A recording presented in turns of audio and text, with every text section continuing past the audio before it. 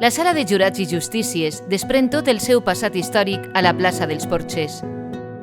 Construït en les primeres dècades del segle XVII, l'edifici representa una època de creixement econòmic i social de la vila. La funció principal era acollir les reunions de les autoritats locals i dels comerciants. L'aspecte més característic el trobem en la façana, oberta a la part inferior amb una sèrie d'arcs centrals i laterals que construeixen una de les imatges més representatives de teulada.